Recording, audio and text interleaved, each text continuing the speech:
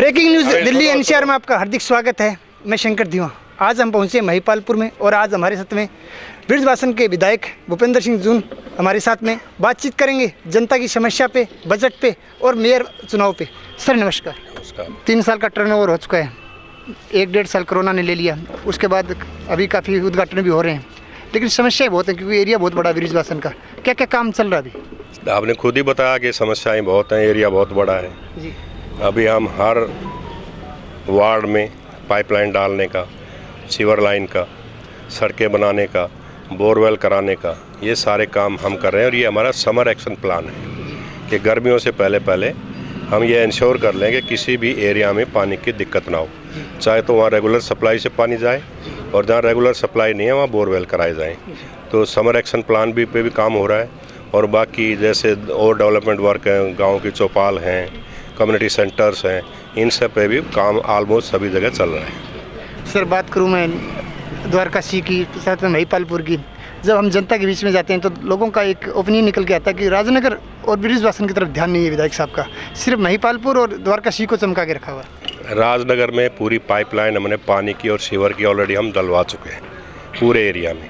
आज शायद एक भी गली नहीं बची जहाँ सीवर लाइन और पाइपलाइन ना हो। दूसरे वहाँ सड़कें जो बीच एच ब्लॉक की रह गई थी वहाँ काम चल रहा है। कबीर भवन की रिपेयर का काम स्टार्ट हो गया है और जितने भी काम राजनगर के थे वो मोस्टली काम हो चुके हैं। राजनगर में पानी की अब कोई समस्या नहीं है, सीवर की कोई समस्या नहीं है।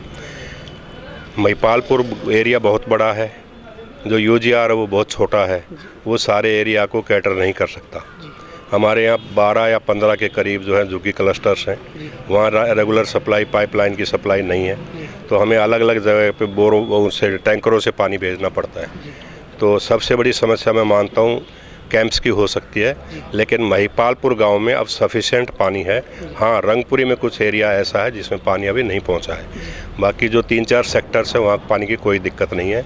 और हम पूरी कोशिश कर रहे हैं कि हर आदमी के घर नल का पानी पहुँचे। बात करो सर सुरक्षा की, सीसीटीवी कैमरे लगे हैं, वाईफाई भी लगी हुई है बच्चों के लिए, लेकिन बहुत जगह ऐसी आ रही हैं भी वहाँ पे सीसीटीवी कैमरे काम नहीं करें और वाईफाई जो है वो इतनी कनेक्टिविटी नहीं है जिससे बच्चों की जो पढ़ाई में दिक्कतें आ रही है। जो सरकार ने अच्छा फैसिलिटी दिया, लेकिन कहीं ना कहीं उसमें थोड़ा सा ऐसा नहीं लग रहा कि हम फ्लॉप होते जा रहे हैं। 4G जितने भी हमारा कॉन्टैक्ट था वो ख़त्म हो चुका है वाईफाई का अभी, क्योंकि नई टेक्नोलॉजी आ गई 5G की। तो 5G टेक्नोलॉजी के जो उस पर काम चल रहा है, हम 5G टेक्नोलॉजी के वाईफाई अभी इंस्टॉल करेंगे। सीसीटीवी कैमरेज ऑलमोस्ट सभी जगह हम कर चुके हैं।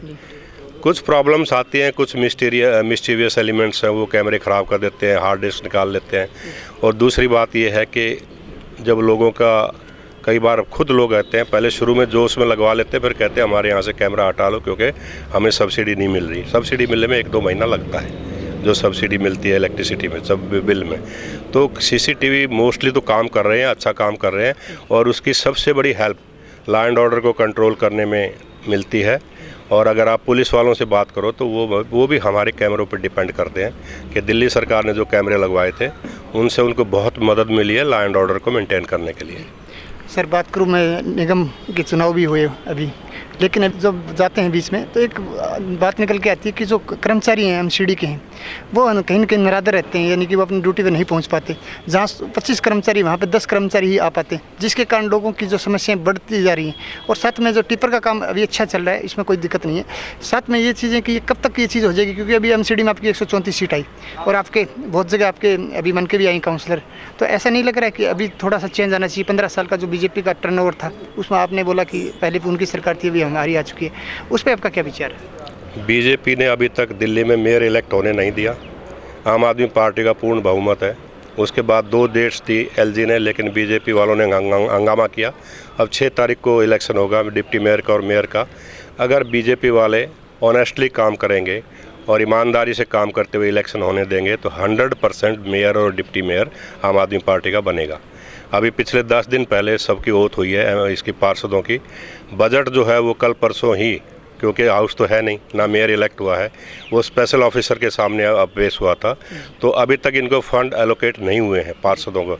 लेकिन हमने बिना ओथ ले ही अपने पार्षदों को कहा था और हमने एक इंस्ट्रक्शंस दी थी कि आप अलग अलग एरिया में जाइए, जहाँ कूड़ा पड़ा है उसकी फ़ोटो भेजिए और कोशिश कीजिए उनको हटवाएं। तो सफाई के बारे में हमारे जितने भी पार्षद हैं अच्छा काम कर रहे हैं और हम उम्मीद करते हैं 6 तारीख को मेयर और डिप्टी मेयर का चुनाव हो जाएगा। उसके बाद जितनी भी ये समस्याएं हैं एमसीडी से रिलेटेड, ये सारी समस्याओं का समाधान हो सकेगा। सर, जब आपने बजट की बात की, भारत ने अपना 75वां बजट पेश किया।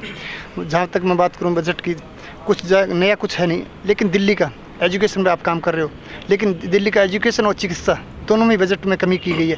इसको आप कैसे भरपाई करोगे? ऐसा नहीं लगेगा जनता पर एक्स्ट्रा बर्डन पड़ेगा, क्योंकि आप यदि फंड कहीं से रेज करना पड़ेगा? दिल्ली देश की राजधानी है। दिल्ली में बहुत से लोग हर साल आते हैं इस उम्मीद में कि उनको रोज़गार मिलेगा, और रोज़गार मिलता भी है, इसमें कोई दो राय नहीं। आपने देखा होगा पिछले 8-9 साल से दिल्ली का जो एलोकेशन है वो 325 करोड़ रुपया है, वो बढ़ ही नहीं पाया। पॉपुलेशन बढ़ रही है, लोगों की डिमांड बढ़ रही है, डेवलपमेंट एक्टिविटीज़ बढ़ रही हैं, लेकिन बजट सेंट्रल गवर्नमेंट कितना देती है? 325 करोड़। क्या 325 करोड़ में कुछ हो सकता है? आरएमएल हॉस्पिटल और सफदरजंग हॉस्पिटल को इस बार बढ़ा हुआ बजट दिया, लेकिन दिल्ली के जितने भी हॉस्पिटल्स हैं उनका एक पैसा नहीं दिया गया। इसी तरह दूसरी बातों के लेंगे आप, जैसे आपने बताया एजुकेशन बजट, हमारा ध्यान एजुकेशन पे, हमारा ध्यान हेल्थ पे है, लेकिन भारत सरकार के बजट में ही एजुकेशन बजट कम कर दिया गया, हेल्थ बजट कम कर दिया गया, तो इसका असर तो पड़ेगा। तो दिल्ली के साथ एक सौतेला व्यवहार हुआ है, और दिल्ली को हर साल उतनी फंड एलोकेशन नहीं होती जो इनकी रिक्वायरमेंट के अकॉर्डिंग टू होनी चाहिए। 1,75,000 करोड़ टैक्सेज का कलेक्शन है दिल्ली से, उसका शेयर दिल्ली को नहीं मिलता, जिसकी वजह से दिल्ली आज भी सफ़र कर रही है। सर, बात करूँ 8 करोड़ ही भारतीय जो टैक्स पे करते हैं, यदि 7 लाख किया जाता, रोज़गार तो है नहीं, और ऐसा लग रहा है कि मध्य वर्ग को खुश करने के लिए लोकसभा चुनाव को ध्यान में रखते हुए ये बजट लेके आए हैं। लेकिन एक बात हमें भी समझ से परे, और आपका एक्सपीरियंस काफ़ी अच्छा रहा। एक बात, क्योंकि इनकम ही यदि आपको मैं 7 लाख तक लेके जाऊँ तो मोस्ट प्रोबेबली 60,000 रुपये पर मंथ इनकम वाला आदमी ही टैक्स पेयर के अंदर रहता है, लेकिन जो सिगरेट का आदमी है उसकी तनख्वाह 17,000 से ऊपर है नहीं। तो सरकार को इस तरह के जो बजट को पेश किया गया उसमें ये नहीं लग रहा कि सिर्फ एक जो मध्य वर्ग में या जो नौकरी पेशा है उसी को खुश किया गया है? देखिए, मध्य वर्ग को भी एक ये मायाजाल है, मध्य वर्ग को भी इतना फ़ायदा नहीं हुआ। इसमें कुछ एलिट ग्रुप है ना, उनको बहुत फ़ायदा हुआ टैक्स रिबेट में। 7 लाख तक ये कहते हैं हमने टैक्स में रिबेट, कोई टैक्स नहीं लगेगा, इनकम टैक्स। अगर 7 लाख 1 रुपये आपकी इनकम हो गई तो उस पर 15% वो टैक्स लग जाएगा। स्टैंडर्ड डिडक्शंस आपकी ख़त्म कर दी। पिछली बार जो था 5 लाख की लिमिट, उसके साथ 1.5 लाख की स्टैंडर्ड डिडक्शंस होती थी, लोग अपना बचत करते थे और बचत की हैबिट पड़ती तो फ्यूचर में काम आता था पैसा। अब वो स्टैंडर्ड डिडक्शन ख़त्म कर दिया, आपको 7 लाख की लिमिट दे दी। 7 लाख से अगर 7,01,000 रुपये होगा तो आपको 12,000 रुपये 15,000 रुपये टैक्स देना पड़ेगा। तो ये मिडिल क्लास को तो बेचारे को बहकाया जा रहा है, ऐसा कुछ नहीं है। और 7 लाख इनकम होना आज के दिन किसी भी व्यक्ति के लिए बड़ी बात नहीं है। आप सैलरीड की छोड़ दिए, जो बिजनेसमैन है उनकी सबकी 7 लाख से ज़्यादा ही बनती है, जो मिडिल क्लास के बिजनेसमैन है। तो ये मिडिल क्लास को इतना फ़ायदा नहीं है जितना एलिट ग्रुप को है। दूसरा सर, मैं थोड़ा बिजनेस की तरफ लेके जाना चाहता हूँ आपको। अडानी ग्रुप पे अभी उनका IPO आना था, वो आ नहीं पाया। साथ में कल आपके सांसद संजय सिंह ने भी काफ़ी अच्छी स्पीच दी थी कि जिसमें LIC और SBI के जो फंडिंग को रेज करके डाउन किया गया और देश को करीब 1700 करोड़ का घाटा हुआ, उसको किस तरह देखते हैं? देखिए, 80,000 करोड़ का लोन अडानी ने LIC, स्टेट बैंक, बाकी दूसरे बैंकों से लिया हुआ है। आज तक कोई आदमी ये नहीं बता पाया कि इसकी कैपेसिटी क्या है इस लोन को रीपे करने में, असेट्स क्या है इस आदमी की। अगर कल को ये दूसरे आदमियों मालिया की तरह कर ये आदमी देश छोड़ गया तो 80,000 करोड़ पब्लिक का डूब गया। तो और प्रॉक्सिमिटी क्या है कि मैं प्रधानमंत्री के बहुत नज़दीक हूँ। आँख मीच के बैंकों ने लोन दिया, आँख मीच के LIC ने लोन दिया, अपने ही शेयर पहले डाउन कराए, उनको ख़रीद लिया और फिर उनके रेट बढ़ा दिए। इसको कैमोफ्लेज करके पब्लिक को बेवकूफ़ बनाया, पैसा इकट्ठा किया। अब कल परसों जो इनका वो आया था IPO, उसमें 100% वो सब्सक्राइब हो गया, बंद हो गया। लेकिन जब ये रिपोर्ट्स आई, 3 रिपोर्टें आ चुकी हैं आज तक, जब रिपोर्ट्स आई कि ये सब हेरा फेरी का मामला है, इन्होंने इसका एकदम से वो FPO वापस ले लिया। तो FPO का वापस लेना ही शो करता है कि कहीं ना कहीं बहुत बड़ी गड़बड़ है और आम आदमी के पैसे को मिसयूज किया जा रहा है, जिसमें सरकार भी साथ है। बहुत बहुत धन्यवाद। धन्यवाद। हमारे साथ थे विधायक भूपेंद्र सिंह जून साहब, और उन्होंने अपना पक्ष रखा और आने वाले कार्यों को जनता के बीच में लेके आएंगे। साथ में बजट पे उन्होंने बहुत अच्छी बात कही कि रोजगार है नहीं और लोगों को एक जो झुंझुना दिया जा रहा है। आज बस इतना, कल फिर मिलेंगे नई मुहिम के साथ। तब तक के लिए जय हिंद, जय भारत। आप हमारे चैनल को लाइक, शेयर एंड सब्सक्राइब जरूर करें। वंदे मातरम, नमस्कार।